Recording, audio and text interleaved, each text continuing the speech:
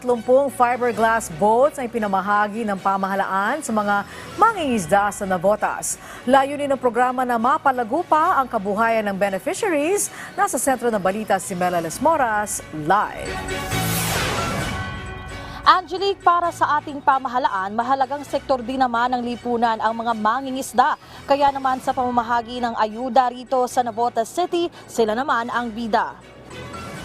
Pasado 9 ng umaga kanina nang umarangkada ang turnover ng iba't ibang ayudang hatid, deployment, Manila Party List at 30 boats ang kanilang ipa na inaasahang lubos na makatutulong sa kanilang kabuhayan.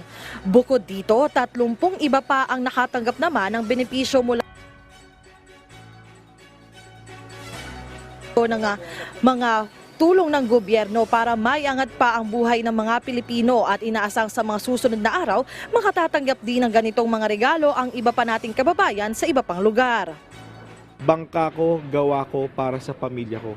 So yun po yung slogan na sinusulong po ng Manila Teachers Party List para po maengganyo ang ating mga mangingisda na ipagpatuloy ang kanilang pangingisda. At the same time po, makatulong po sila sa food security of our country. Sa bagong Pilipinas po, ang gusto po natin, ang bawat Pilipino po ay meron pong sustainable na livelihood, meron po silang disenteng trabaho.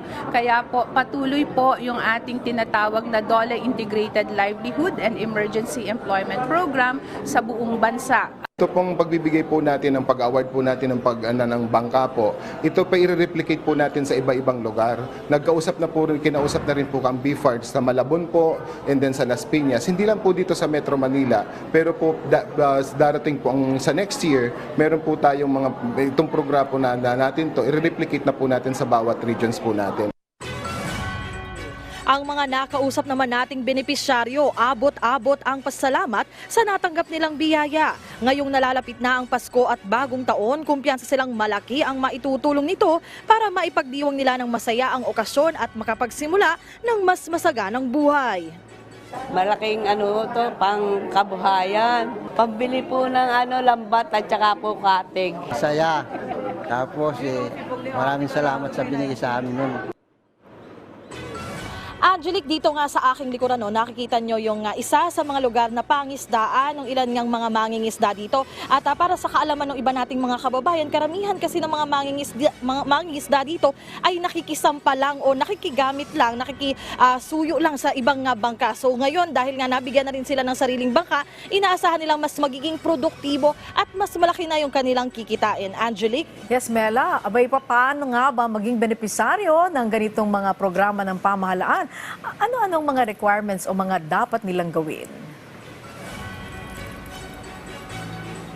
Angelique, ang sinasabi nga ng BFAR sa mga kababayan natin sa ibang lugar ay hindi naman sila dapat mag-alala dahil itong mga ganitong programa ay iikot naman sa iba pang panig ng bansa. At Angelique, tungkol nga sa requirements, ang sinasabi ng ating pamahalaan, ang pinakamagandang paraan ay makipag-ugnayan sa inyong mga barangay o lokal na pamahalaan.